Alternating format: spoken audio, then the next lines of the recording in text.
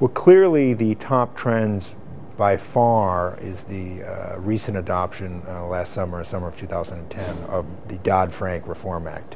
That's going to have a pervasive effect, and it's going to be with us for years.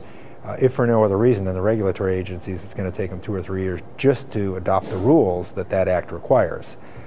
So that's going to affect mortgage-backed securities, investment advisors, swaps, a whole array, banks, hedge funds, you name it.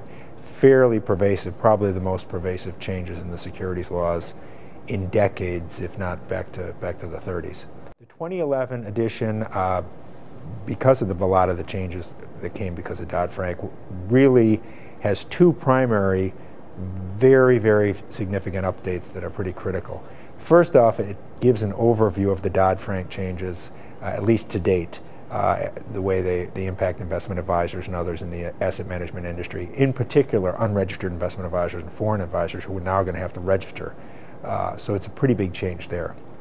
Secondly, for the first time in really 10 years, the SEC did massive revisions to Form ADV Part 2, which is the registration form that every advisor has to complete and provide to clients. And they were very pervasive changes, and the entire industry is grappling with them right now.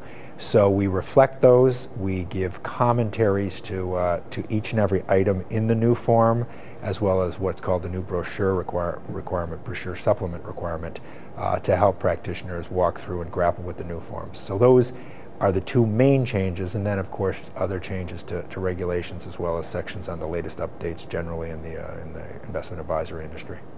I think you're going to see, as people grapple with the fallout from Dodd-Frank, possibly what I'd call kind of an anti-Dodd-Frank or a pullback on Dodd-Frank.